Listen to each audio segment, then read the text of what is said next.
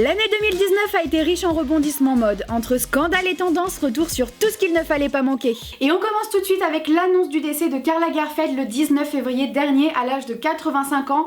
C'est clairement l'actu qui a fait trembler le monde de la mode en 2019. Il était directeur artistique de chez Chanel, Fendi, mais également de sa marque éponyme Karl Lagerfeld. C'est clairement un génie de la mode qui nous a quittés cette année et ça a en plus des répercussions sur d'énormes marques. Et puisqu'on parle de Chanel, on peut également citer Marie Saint-Filtre qui s'est infiltrée sur le défilé Chanel lors de la collection Spring Summer 2020 et qui a confronté le top modèle Gigi Hadid. On en a beaucoup entendu parler, c'est le plus gros buzz je pense également de l'année 2019. Ça a en plus de ça clairement divisé les foules puisqu'on a ceux qui ont salué l'audace et ceux qui ont trouvé ça très irrespectueux. Dans tous les cas, ça a fait parler de la marque.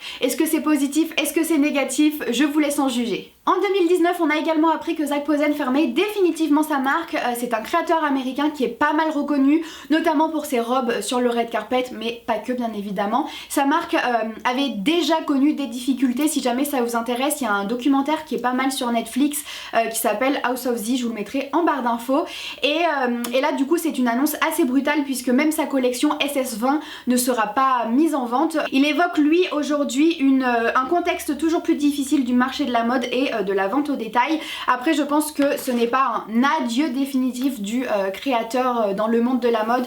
On en réentendra parler je pense et pourquoi pas en tant que directeur artistique chez Lanvin ou que sais-je. Pour continuer avec les directeurs artistiques, on a également appris que Denmark Vasalia quittait la marque Vêtements. C'est une marque qu'il avait fondée avec son frère il y a tout juste 5 ans, donc c'est hyper récent. Et c'est surtout la marque qui lui a servi de tremplin pour devenir par exemple directeur artistique de chez Balenciaga. Vraiment ça l'a mis sur le devant de la scène on va dire. Donc là l'annonce était assez inattendue. Après bien évidemment il reste directeur artistique de chez Balenciaga et son frère est toujours chez Vêtements. Donc je ne pense pas qu'il y aura de réels changements, en tout cas que ça se ressentira pour nous. Mais voilà, c'était quand même important de le souligner.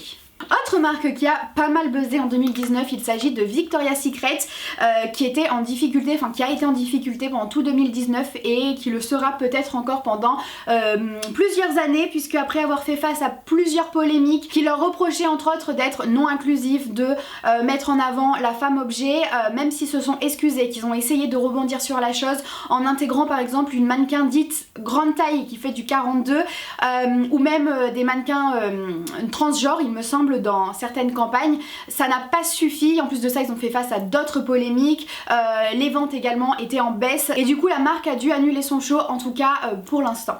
En juillet dernier, on apprenait également la fin de la marque Sonia Rykiel qui était mise en liquidation judiciaire faute de repreneur. C'était clairement la fin d'une marque iconique. Sonia Rykiel c'est quand même une grosse marque dans le monde de la mode. En plus de ça, elle venait de fêter ses 50 ans. Mais petit coup de théâtre, le mois dernier en décembre, on a appris qu'il y avait finalement deux repreneurs français en plus de ça. Et ils ont vraiment pour objectif et pour projet de relancer la maison. Donc on est censé entendre parler de la maison Sonia Rykiel dans les mois à venir, peut-être cette année, peut-être qu'ils prendront un peu plus de temps, mais c'est clairement une marque à suivre. Et autre actu à suivre, il s'agit du retour probable de Alber Elbaz. On n'a pas trop d'infos, ça a été lancé un peu comme ça, on nous a dit que le créateur devait revenir en 2020, donc on va suivre ça parce que personnellement c'est un créateur que j'aime énormément. Et on peut dire également que cette année la mode est toujours de plus en plus engagée. Alors on est d'accord, ce n'est toujours pas suffisant, mais quelques petits progrès sont faits, on va dire ça comme ça. La mode est l'une des industries les plus polluantes de la planète après le pétrole, donc c'est la deuxième industrie la plus polluante.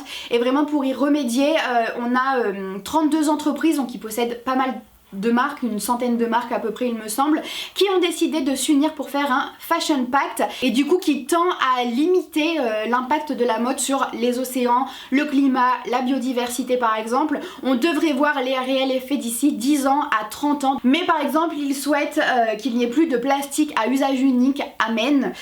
Ils souhaitent également renoncer aux matières premières issues de l'élevage intensif, donc une plus grande transparence on va dire sur les matières premières. Et parmi les signataires on a par exemple Chanel, Prada, McCartney, Versace, Calvin Klein, Jimmy Choo pour ne citer que, mais également le groupe Inditex qui possède Zara par exemple, Nike, Adidas, enfin Ça fait vraiment pas mal de marques, donc à voir quelle marque va vraiment jouer le jeu et quelles initiatives vont vraiment être mises en place par toutes ces marques. Et puis qui dit mode dit toujours plus de polémiques, j'ai décidé de vous en citer quelques-unes. Donc tout d'abord on a Gucci qui a été accusé de racisme et qui a dû s'excuser et retirer un pull de la vente. Rappelez-vous, c'est le pull col roulé avec la bouche rouge.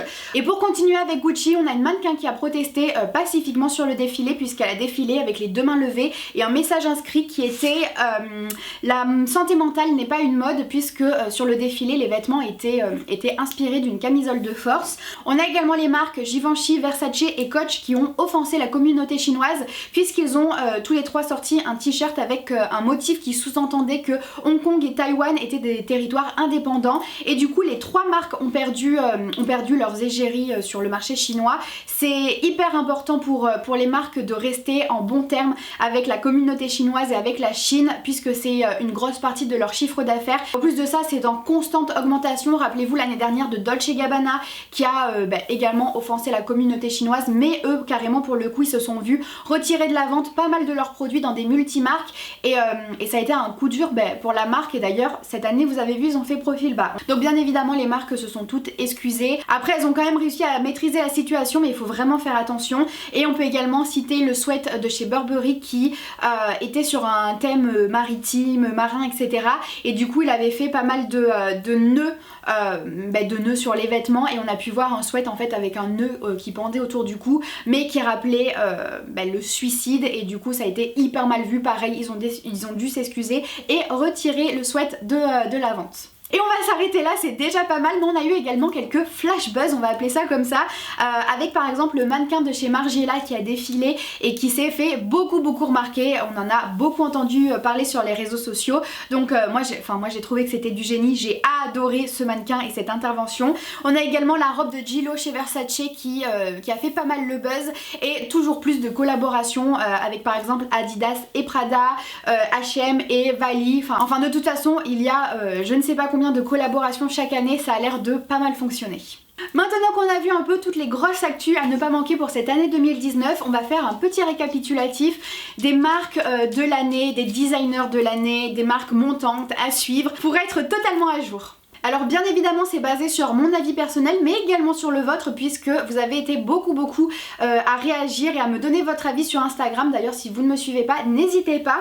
Et pour les marques de l'année, on a tout d'abord Jacquemus qui a fait la majorité, en tout cas auprès de vous, puisque cette année on a eu le défilé dans le champ de lavande qui vous a beaucoup marqué. On a également le mini sac Chiquito qui a fait pas mal parler de la marque, la braderie aussi pour fêter les 10 ans avec beaucoup de marques à des prix bradés et qui a suscité beaucoup d'engouement. Il y avait des queues énormes, beaucoup d'attentes, certains ont attendu 4 heures dehors pour réussir à voir cet événement, et d'ailleurs Simon Porte Jacquemus était là. Bref, c'est une marque qui vraiment niveau marketing a marqué l'année. D'après moi niveau mode un petit peu moins, mais finalement l'un ne va pas sans l'autre aujourd'hui, donc on peut dire que clairement Jacquemus est l'une des marques de l'année. On a également la marque Céline, qu'on aime ou pas, Hedi Slimane, on avait tous les yeux rivés sur ces défilés et ces vêtements ont été beaucoup recopiés. C'est une mode qui a beaucoup influencé la mode de la rue, la mode qu'on voit. Vous allez chez Zara, vous allez avoir l'impression d'aller dans un Céline bas de gamme. Et en plus de ça, si Hedi Slimane a au début fait vraiment du Hedi Slimane version presque Saint-Laurent,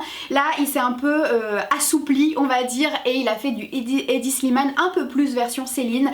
Donc à voir comment ça va continuer, et n'hésitez pas à me dire si vous êtes convaincus ou pas par ce renouveau de la marque. Et en termes de marque de l'année, on peut également citer Bottega Veneta qui a été pas mal récompensé au Fashion British Award par exemple, qui a vu ses produits mis en avant énormément sur les réseaux sociaux, que ce soit les chaussures mais également les sacs Bottega Veneta. On en voit partout sur toutes les influenceuses, c'est beaucoup recopié également dans nos magasins, et je pense que ce n'est pas terminé. Et on doit tout ça, la marque doit tout ça à son nouveau directeur artistique qui est arrivé seulement en juin dernier, en juin 2018, et qui n'est autre que Daniel Lee qui fait une très belle ascension. Ensuite on va parler des designers de l'année. Pour moi il y a une petite nuance, donc on va quand même citer Simon Porte-Jacquemus qui est devenu une personnalité mode incontournable et qui a su conquérir le cœur des Français, mais pas que, c'est vraiment une personnalité qui est beaucoup appréciée dans le monde de la mode par sa simplicité, par son humilité, et surtout par son talent et son accessibilité, donc je ne pouvais pas ne pas le citer bien évidemment. On a également d'après moi Kim Jones chez Dior Homme. Ses collections ont quand même été beaucoup remarquées. Il a su rebooster un peu les collections Dior Homme, en tout cas moi j'ai les yeux braqués dessus et c'est grâce à Kim Jones d'après moi. On a également Daniel Lee pour Bottega Veneta, donc je viens de vous en parler, qui connaît une ascension fulgurante et je pense vraiment que ça ne va pas s'arrêter là, donc pour moi c'est l'une des personnalités mode de l'année et c'est une personnalité à suivre pour les années prochaines. Et j'ai quand même mis Pier Paolo Piccioli pour Valentino parce que c'est une personnalité qu'on a vu beaucoup sur les red carpet, sur les magazines, sur les réseaux sociaux, qui a été beaucoup mise en avant. En plus de ça, Valentino est quand même une marque dont on a entendu pas mal parler cette année et voilà, du coup j'avais envie quand même de le mettre pour cette année. On va maintenant parler des marques montantes, des marques revenantes, des marques à suivre, celles qui ont recommencé à pointer le bout de leur nez en 2019 et qui seront clairement à suivre en 2020. Et j'ai tout d'abord mis Marine Serre qui, je l'avoue, au début je l'avais mis dans la catégorie les marques de l'année car c'est une marque qui s'est vraiment fait remarquer. Je trouve que son ascension est encore une fois assez fulgurante, mais en même temps c'est pas totalement une marque qui a réussi à devenir mainstream, qui est connue de tout le monde, donc je pense qu'elle peut encore monter, donc c'est pour ça que je l'ai mis dans cette catégorie. Vraiment je pense qu'elle peut confirmer sa place en 2020, elle a encore une bonne marge d'évolution. On a ensuite Mugler qui fait son petit retour sur le devant de la scène, déjà grâce à la tenue de Kim Kardashian au Met Gala qui s'est fait pas mal remarquer. Dernièrement également avec plutôt un shoot polémique qu'il a fait avec Kim Kardashian toujours et qui a été pointé du doigt pour appropriation culturelle, mais également grâce au directeur artistique actuel Kassie Cadwallader qui a tapé fort avec sa collection Spring Summer 2020 et qui a marqué les esprits, qui s'est fait remarquer, donc Mugler en 2020, moi j'y crois. J'ai également noté Paco Rabanne puisqu'il y a un gros retour des vêtements Paco Rabanne, en tout cas je trouve, des sacs Paco Rabanne également, donc je pense que c'est une marque qui peut faire son grand retour en 2020, même si pour le moment son retour est timide. Puis j'ai bien évidemment noté Fenty par Rihanna qui a été signée par LVMH en 2019, donc pour l'instant on n'a pas pu trop voir de quoi elle est capable, on a vu qu'une seule collection si je dis pas de bêtises et ça n'a pas fait l'unanimité, mais il faut lui laisser du temps et en 2020 on verra un petit peu plus son évolution. Elle se positionne vraiment comme une marque urban chic avec des prix un peu plus raisonnable que ce qu'on peut retrouver dans certaines marques de luxe, donc à voir, ça peut marcher en tout cas quand c'est Rihanna. En général tout ce qu'elle touche ça fonctionne. Bien évidemment cette année on a entendu parler de beaucoup d'autres marques, mais pour moi c'est vraiment le petit noyau qui était important à retenir pour cette année 2020. Et j'avais également envie de vous parler des flops et des déceptions de l'année, en tout cas d'après moi et d'après un peu vous également. Et on va tout d'abord parler de Virginie Viard pour Chanel qui a pris le relais après la mort de Karl Lagerfeld. Alors ça doit être très compliqué de prendre le relais après un génie de la mode pareil et surtout quelqu'un dont on avait l'habitude de voir les créations pour la marque, donc ça doit être hyper difficile. En plus de ça je suis persuadée que le public a besoin d'une transition et ne peut pas passer d'un Chanel à la Karl Lagerfeld à un nouveau Chanel totalement, donc elle est dans une position très compliquée, mais c'est vrai que là ce qu'elle nous propose actuellement c'est vraiment très bof d'après moi, ça fait presque un peu cheap, on reconnaît pas totalement Chanel, bien que dans les dernières collections c'était déjà un petit peu mieux, on voit déjà même son évolution. Alors même si elle s'améliore, je trouve que ce n'est pas assez. Personnellement je ne crois malheureusement pas en son avenir chez Chanel, chez d'autres marques pourquoi pas, mais là on est beaucoup trop attaché au Chanel de Karl Lagerfeld et comme elle essaye d'imiter le Chanel de Karl Lagerfeld pour l'instant, bah ça ne fonctionne pas, elle est toujours pas à la hauteur de la marque, donc moi je crois et j'espère en réel renouveau chez la marque, même si pour l'instant ils ne veulent d'après moi pas brusquer le public. Ouais, j'espère un nouveau directeur artistique et un nouveau Chanel qui se décroche totalement de ce qu'on connaissait avec Karl Lagerfeld et pourquoi pas une Virginie Viard dans d'autres marques. Je suis persuadée qu'elle a les compétences et qu'elle n'était pas le bras droit de Karl Lagerfeld pour rien, mais malheureusement je ne suis pas certaine qu'elle soit faite pour un nouveau Chanel. J'ai également noté Balmain dans cette catégorie puisqu'Olivier Rousteing n'a pas su faire des défilés qui se sont fait remarquer pour la marque. Il a également fait un défilé haute couture qui n'a pas été à la hauteur encore une fois ni de la marque ni de la haute couture.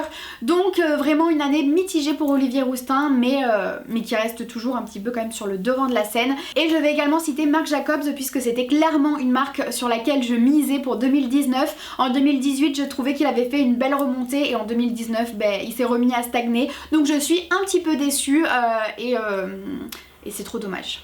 On peut peut-être également citer Virgil Abloh en déception de l'année puisqu'on en a entendu beaucoup moins parler. En plus de ça, il n'a pas sorti sa dernière collection là pour Off-White. Alors officiellement, il se repose.